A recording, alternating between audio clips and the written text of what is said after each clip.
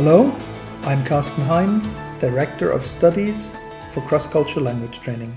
And I'm Landon Key, English instructor, also here at CrossCulture Language Training. Welcome to CrossCulture Perspectives, where we talk about language, culture, and training. This is a new format that we would like to share with you because we sometimes feel that there are many questions that our students and customers have that are not really answered in any cohesive form. And Landon here was kind enough to join in and liked the idea that we record this together. And today is a beautiful sunny day. We're happy to be here. Yeah, this is exciting. We've talked about this for a long time now, and I'm glad to see that today we get to begin with something ambitious, I think, too. This is great. Yeah, it's sometimes a little scary how long it takes from the very idea to actually get something on the camera. Yeah, that's right. Our tries this morning kind of indicate that this is true. Yeah. So this format is about language and the question, what is language? And there are actually so many aspects to what language is that we thought it would be a good idea to first give you an overview of almost everything that's out there, and then have each following episode discuss one or two aspects of this.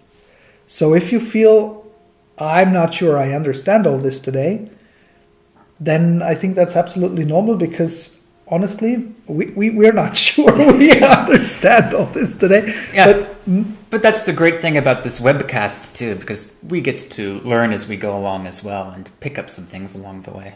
Yeah, wouldn't you agree that you kind of learn more from your students, from teaching your students, than you could ever learn from sitting down and studying something yourself? There's a great German phrase, I think, that exemplifies that. They say, learning by doing. Yeah, okay.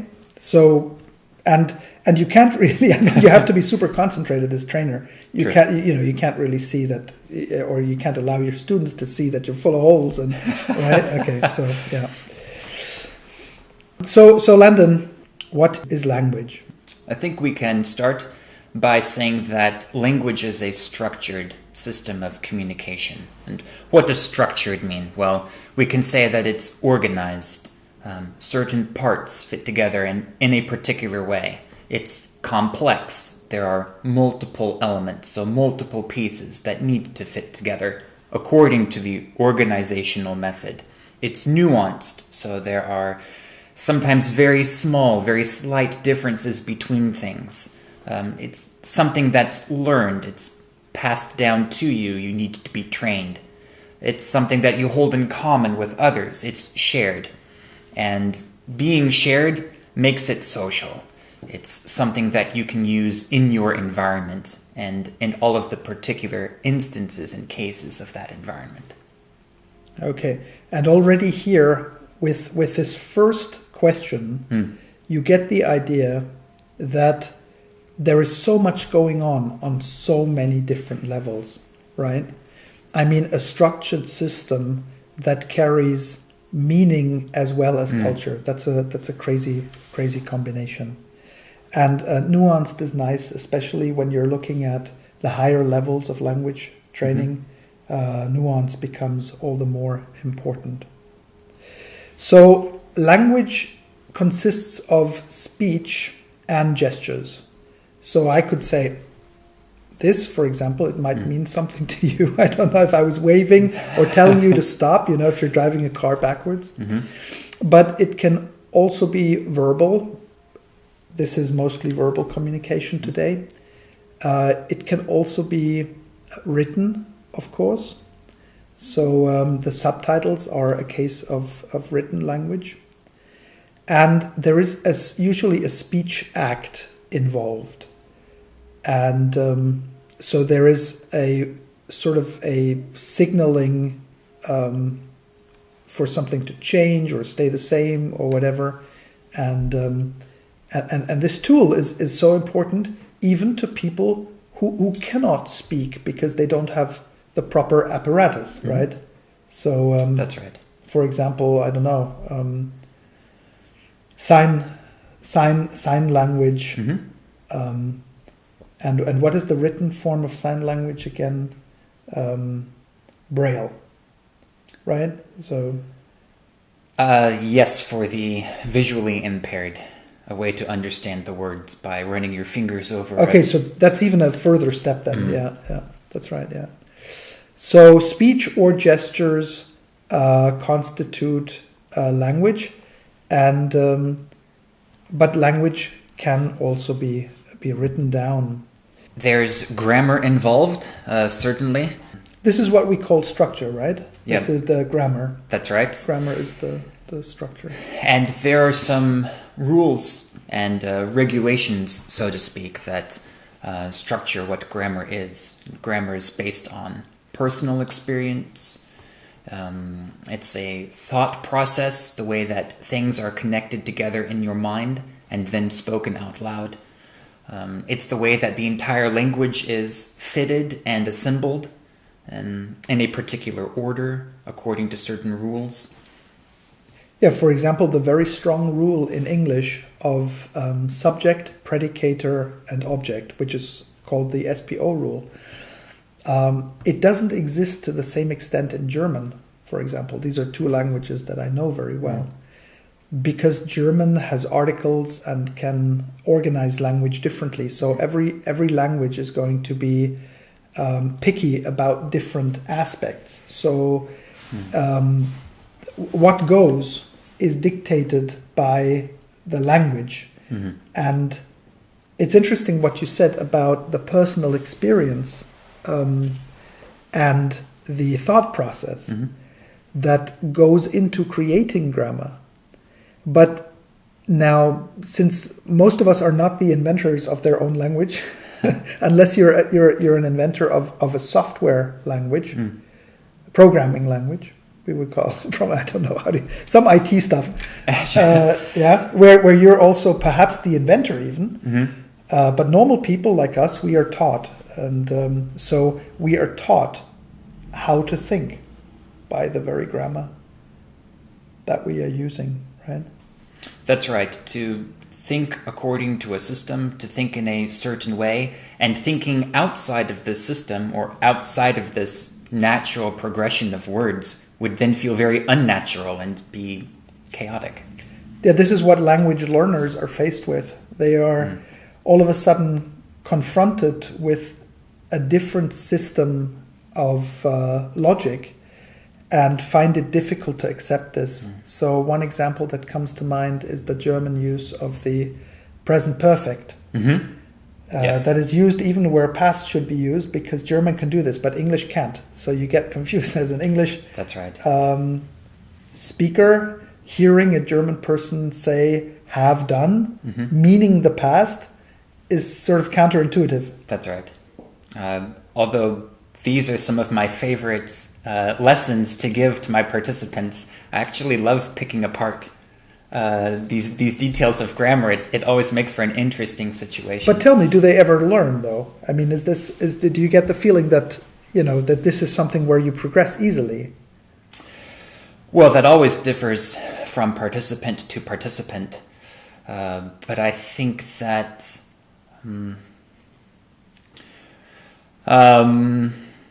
well, what can I? Let's change the subject and move on. I mean, what can I say? You could have just said no, Landon. It would have been perfect. But yeah, it's something that is so ingrained in the German mindset that it really takes almost a miracle to get that out of the system. Language needs to be filled. Well, we fill it up with units that we call vocabulary. Vocabulary is made up of words, and each of those words has a particular class of word.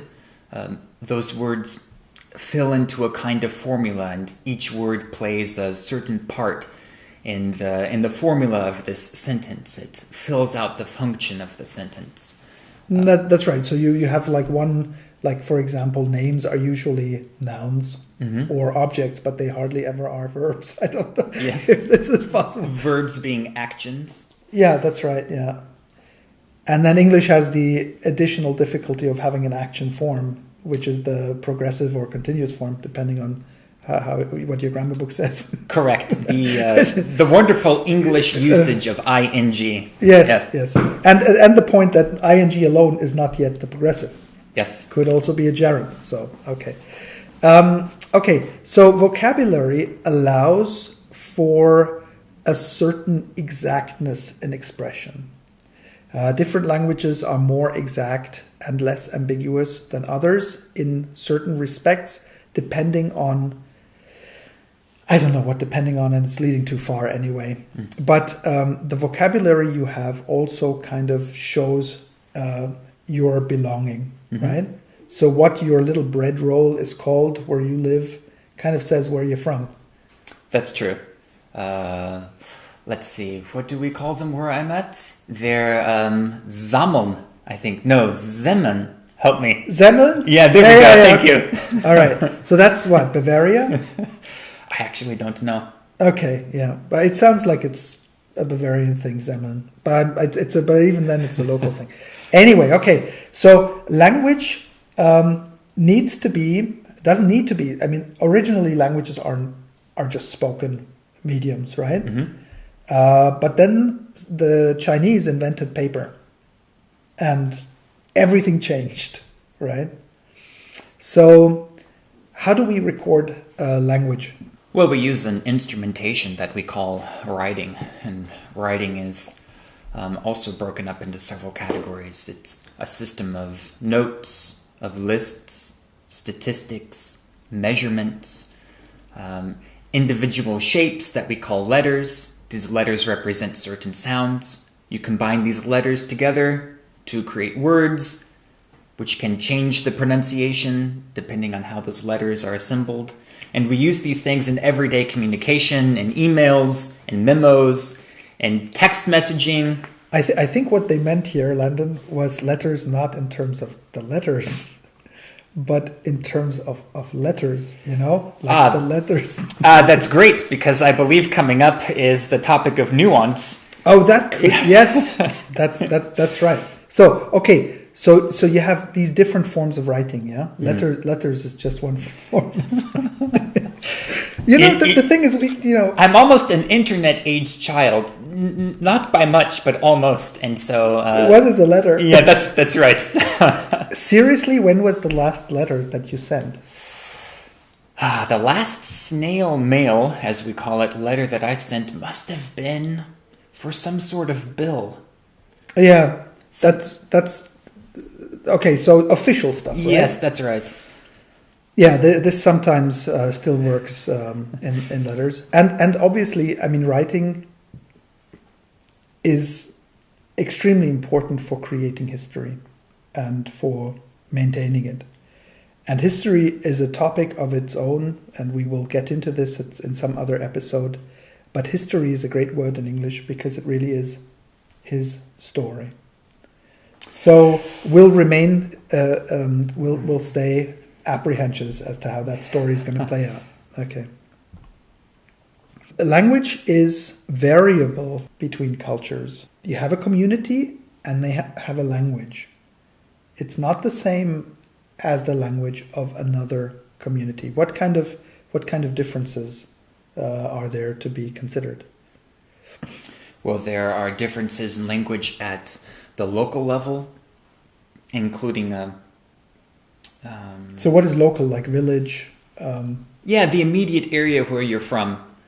The area that has the most direct impact and influence on you, I would say. It's the smallest communal level, I would say. You know, the German villages, they were really crass. And when I was a child, we had these very small villages located, 3 to 5 kilometers apart from one another. And the people in each village spoke a different dialect. And so they had their own inwords, and And even, I remember old people, this was in the 70s, saying that they would never go to that other village because the people there were not to be trusted. They were all thieves or they were all this. And they had never seen or stepped outside of their native villages. Yeah. I studied German at the university level, German for reading, and then moved from California to the village of Fränkisch Krombach, and was completely surprised when all of my formal German training mattered very little because everyone spoke a dialect called Odenwälder, which sounded and looked completely different from the German that I was used to reading and listening to in school. Yeah, that's an amazing realization that you can study this, but then once you get confronted with the reality of things, it's like you're lost. Right. I haven't understood a word of what this person was saying, and my parents, who had moved from the north of Germany southward to Hessen, so they came from North Rhine-Westphalia, and then moved downwards to Frankfurt into this small village, and they were completely at a loss. They didn't understand a word that the people were saying. It was just mumbling to them, and everybody was, friendly and such, but they didn't understand. It was, they even simple directions were just like, what do you say? Okay, so you have the local, then you have, of course, the regional. The national, so in German that's Hochdeutsch. In English, what do you have? What's the equivalent of? We would call this American English, or we would call this British English, I would say. Yeah, and Australia kind of has its own English, but there is also Standard English, we could say. Standard English is not so much dependent on the region, so it would be supranational. We could say that we are using Standard English to communicate internationally. I don't know if such a thing exists, but there seems to be now even like a universal. How do you say this? Universal. All right, I always say universal. No problem. But is that slang, or is that just me? It's a part of your local English identity here.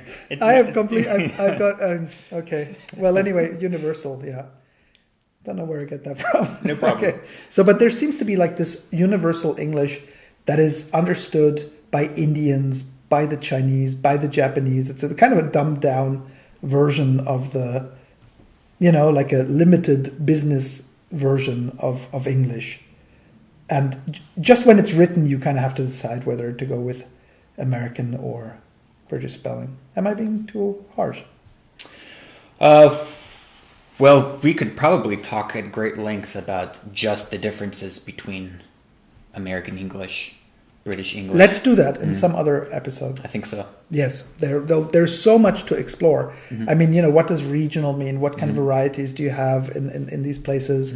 Do we have supranational English? Does that exist or not? Okay, so that kind of stuff. In terms of this variable purpose, so communicating only with the nucleus of the family and what is in their immediate surrounding, but then also reaching out. What kind of things come to mind, Landon?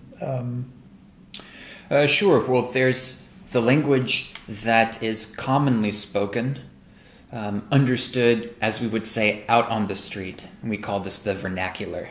It's usually informal, and it's the way that you would casually speak with one another. There's dialect, like what we just talked about, different words, different sounds, different ways to represent the same idea. You're from California, right? That's right. Does California have a dialect? California definitely has a dialect. Over the years, I have tried to work it out of my speech. We do have a kind of stereotypical, what I would call surfer English. There's the valley English, but I try hard not to speak like this. Okay, do you have an example maybe for dialect? I'm not really sure if I can do it all that well, but it's something like this. It's stereotypical, but it certainly exists. All right. And then there's kind of like the English that you would sort of hear, and it's really fast, and the pitch goes up and down. But I love it. I mean, girls can pull this off so well, right? There's definitely a difference between the way that I have learned to speak as an instructor and the way that my sister speaks, I would say.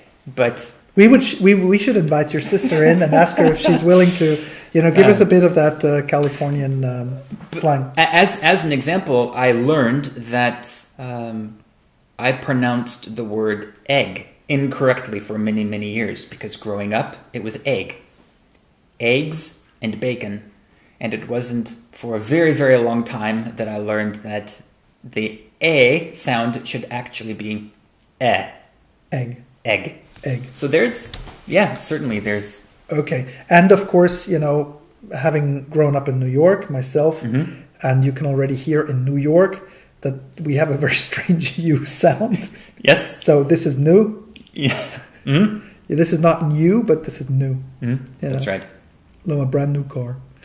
All right. Okay. So, and then you have, I think you asked me this question earlier, lingo. Mm-hmm. And we said it's similar to, what was the other word? Slang, jargon. Jargon, not slang so much. Because slang is more like, slang is a insider-outsider thing, but lingo and jargon are more business related. So, or occupation related. Like the surfer has a certain slang, hang loose. I mean, what does that mean? Right. What should hang loose? We don't know. We don't want to know. So anyway. Righteous. All right. And then we have contact languages, right? That are created when two cultures meet. They were created usually when the Europeans did business with Africa and so on. And we call them pidgins when they're only at the stage of developing. Or we call them creoles, then they are more developed. They are already full-fledged lingua francas. Yeah. Okay, so go ahead. You take over. I need to have a sip. Sure. Well, language is taught by social convention. And, well, what does that mean? Well, we acquire language through a process of learning, and we have persons and groups of people in our lives who pass on language to us. It's taught to us by our parents, the persons in our greater family. We learn it through friends, and then we're sent off to institutions and put into schools. Then we are taught by instructors and teachers, the people that we meet there. And this develops over time as you move from one school system to the next school system. And then there's what you receive and what you give back in the workplace as well. Yeah, true. So, and I think, since we both have children ourselves, yes, this experience of learning a language from scratch can be seen, observed on such a regular basis, and you understand that your children in the first few years are using language in the way that you are using it, whether this be an advantage or not. I mean, I sometimes hear Sarah say things that I'm wondering where she got this from, but then I hear myself talk. And I think that this is where she got it from. This attitude also. Children are, they mimic us. For better or for worse. For better or for worse. And so this is social convention. Yeah, they follow the convention that is around them. It's a fun time for me in my life too, because my daughter is almost 9 months old now, and there's the English that I'm speaking with her, the German that my wife is speaking with her, the dialect that my mother-in-law, my goodness, is speaking with her, plus the Spanish that we're introducing, the sign language that I learned. And so it's very interesting to be on this side of the language teaching. Did you say Spanish? Yes, that's right. My wife also speaks Spanish. And she speaks Spanish with a child? Yes, that's right. You guys have a really ambitious project going there. Unbelievable. Okay. Language relies on a process that is called semiosis. Semiosis means it's the seam. I don't even know if seam is the correct way of pronouncing it. I think it is, because it's lexeme. I know that lexeme is the smallest unit of meaning that is written in a lexicon, in a dictionary. But the seam itself is the smallest unit of meaning in the language. And I could be wrong, because I haven't actually researched this again, and I don't know, my training in this has been some years ago. But I think I remember that un, for example, it's a prefix, so it's usually used in the beginning of something. So, for example, healthy, the opposite is unhealthy. So un is a seam because it means not, and it is fixed to a word in order to create meaning. The next seam would be health, for example. That would also be a seam.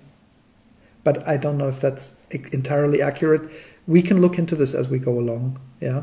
But the idea is that there is this need for expression because you have a personal experience. Like, for example, you hurt yourself, right? What do you say when you hurt yourself? Ouch. Ouch. That's a complex one. Or ow. That's simpler. So, and the next thing is then to communicate what ow means to other people, because like pointing at your wound and saying, I got hurt, ow, and other people then remember, okay, so when you get hurt, you can say ow, others understand, etc. So this goes back to theories on language. We don't have to go into this right now, but this is how meaning comes into being. Yeah. Sure, we can say that there's the word, or there's the way in which we represent that word by speaking it, and then there's the way in which we have a mental association with that word. That's right, yeah. And this comes from observation usually, or from creation. If you're the first to create a word, it also happens, right? A language is based on phonology, or let's say phonology is the study of these smallest units of sound. Is that it? Is that phonetics? Phonology? Yes, that's right. Phonetics? Phonetics is only sound. Phonology is maybe with sound and writing. I don't know. I forgot. Okay. And the smallest meaning is the morpheme. Yeah? Morpheme? Do you remember that? Yes. Okay. Not to be confused with pain medication, morphine. Is this starting to get painful?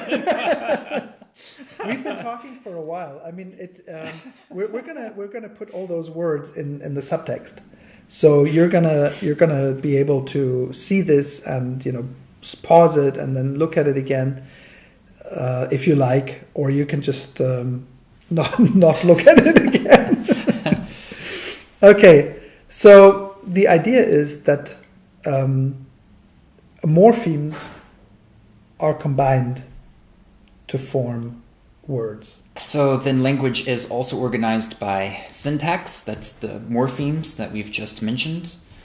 Organized into a sentence. That's correct. Yeah, that's right. And this sentence organization is made up of words. Those words are assembled together to form a particular, or to serve a particular function. These words create various statements, questions, phrases, and the various kinds of sentences that express all of those things. You need to study linguistics. This is the study of all these different levels of language meaning and function that we have talked about. Linguistic looks at the system that is language. It understands language as a tool, means to an end. It looks at expression and meaning and culture, how this affects culture. Would you say that having a background in linguistics is an advantage for the language instructor? Would you say it's necessary or helpful? I mean, it's, I was asked, or when I started studying linguistics, they also demanded that I study Latin. And I didn't have a Latinum and needed to get busy, to get to that level. Now, Latin is a dead language. I mean, nobody speaks Latin, not even the Italians, where it originated. So it was always said that it's a good thing to have for speaking other languages, especially the Roman languages that rely on Latin as a basis. And to my mind, I haven't really needed a lot of Latin for teaching the language. And I think the same is true for linguistics. Linguistics has a very superficial aspect, which we are talking about today. But you can go very deep in each of these subjects. And I don't think it is absolutely necessary for a teacher to be able to do that. Having mastered the language yourself, understanding the structure that is presented in the course books, and the relevant linguistics, I think, come automatically.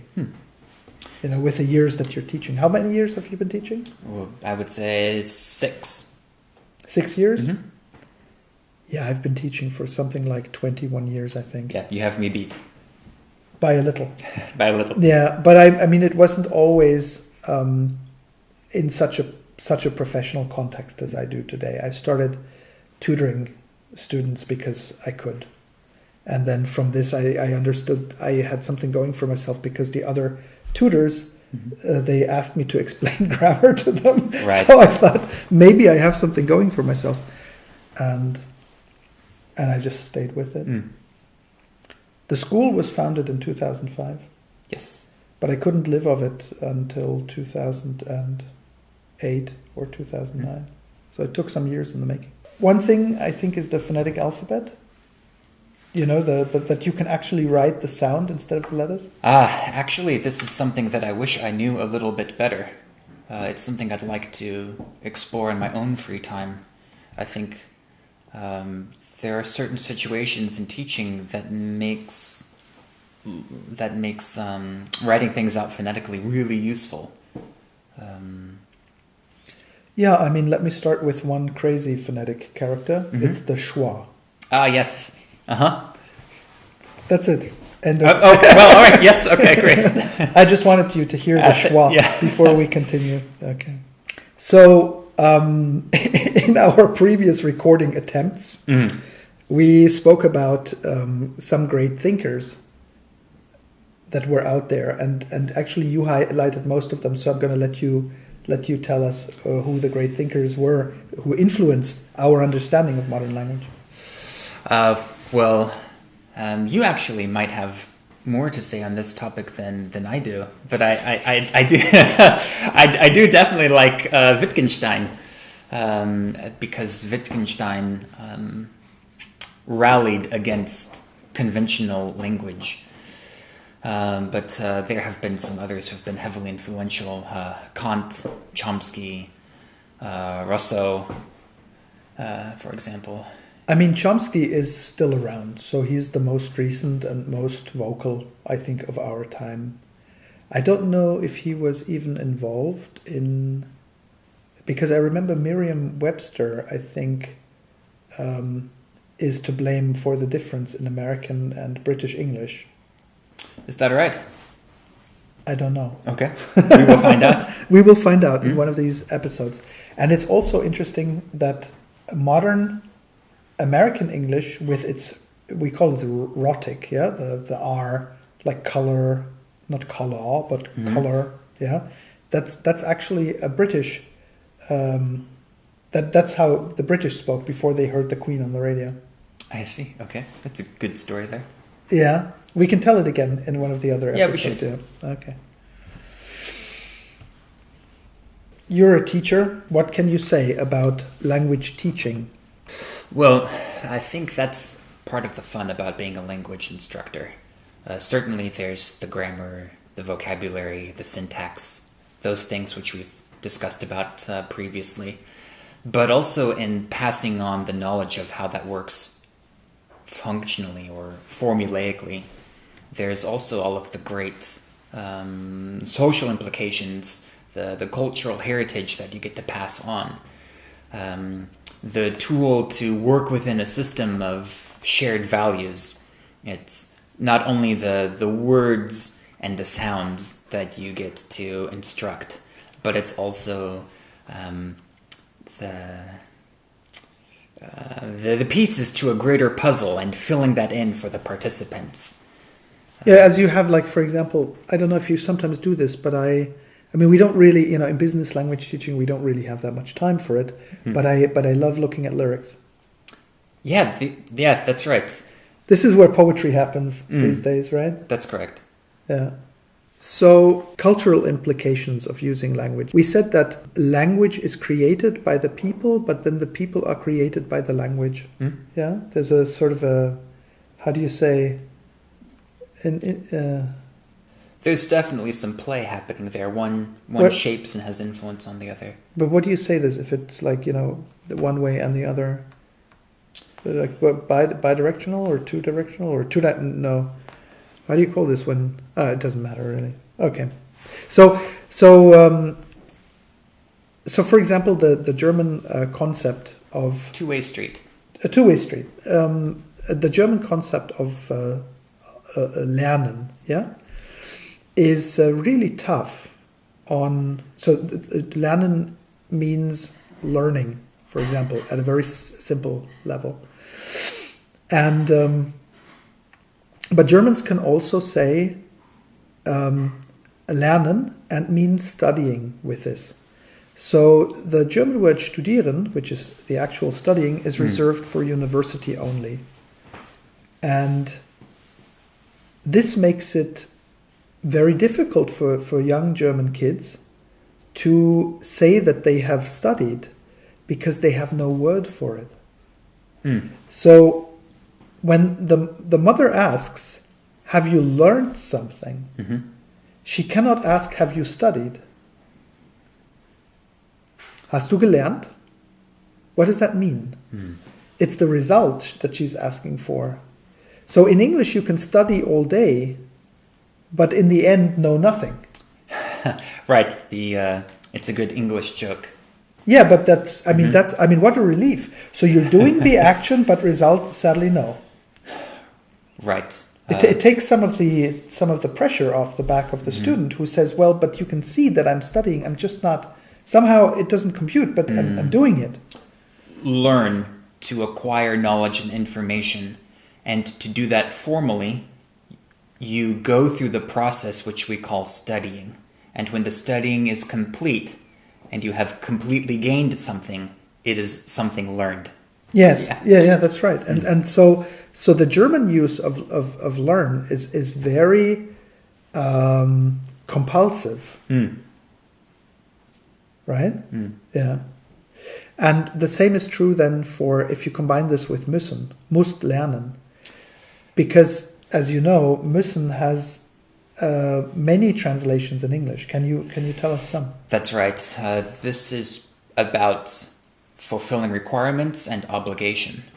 There's I must, I have to, I need to. Yeah. So if you say I need to, what does this mean? I need to means that a requirement needs to be fulfilled in order to be able to complete the next thing in a process. For example, I need to buy a ticket in order to board a plane. Yes. Now, when the social aspect comes in, you have promised your friend that you will be there. You have to buy a ticket. That's correct. Then it's no longer just about you, but there's a social obligation, and we say have to. And when someone gives me a command to do something and I need to obey an authority, it's something that I must do. Yeah. So must is only God, the law, something like this. But for Germans, it's always God and the law speaking, which is a really, it's a tough thing to be here. So you can tell it's not an easy life. And the role of the teacher, I'm gonna hand that over to you. What do you feel the role of the teacher is, Lend? the role of teacher is the role of guide. We, as instructors, have the privilege, certainly the responsibility, to lead people through the maze that language can sometimes feel like. We're there to make the maze feel less like a labyrinth and more like a time of exploration. We're there to foster, which means to help shape. We're there to instill, which means to give, but give in such a way that what we give can become their own. Like I said, we guide them, we lead the way, we show the way. And ideally, you are a person who can act as role model. That the way you use your language, body language, so verbal and non-verbal communication, can be adopted by the student, can be mimicked by the student, and taken as a basis to continue forward. Okay, and finally, and I'm going to talk about this, the role of the institution that provides language training, because language training is provided by an individual, but in most cases this individual is, the teacher is embedded in a bigger system. And for companies it makes sense to consider buying from a bigger system, because in this way there is not so much when you don't know, like, randomness about it. You have a steady kind of quality approach depending on the school. So the school provides the playing field, and in this sets the conditions of what is okay and who can play, and what is not okay. So this is from qualifying the students to qualifying the trainers and then matching them together. So the school makes a pre-selection that the actual learner doesn't have to make. The school already makes sure that you're going to have somebody who can be a role model to your learning. The school also maintains contact with both the students and the trainers and makes sure that both are feeling well taken care of. If trainers don't feel very well taken care of, it's very simple. They just leave. They teach somewhere else. And for this to happen, there needs to be an understanding that there is personal space on each side, that we are not encroaching on people, but that we are liberating them, giving them freedom, both on the side of the trainer, on the side of the student, but also on the side of the HR departments that are needing to make a choice and then don't really want to hear from us unless there's a problem. So, to give this into trusted hands is one of their priorities. And very often we need to give guidance too, where trainers are lost, students are lost, have lost hope in their progress, have lost hope in their students, depending on the situation. And it's important that we provide a structure by which we can help in such cases, and also feedback systems, etc. They help.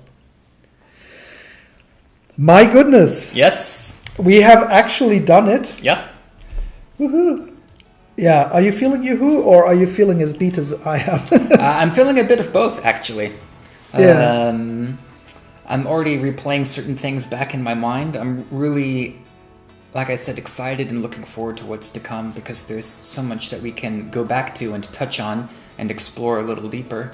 And I see that I get to do some learning of my own, learning and studying, or studying and learning. I mean, for me, it's interesting to have a platform on which to structure such thoughts. We can send even trainers there and say, if you want to have a clear answer to what language is, then have a look at this. It might give you some food for thought. Well, it was a pleasure to be on board with you for this first one. And it was a pleasure to be with you. And this was the first episode, and we will continue from here. So I haven't decided exactly. We haven't decided what the next subject will be, but we'll make sure it's something useful. Yes. All right. So have a good day. Bye from us. Thank you.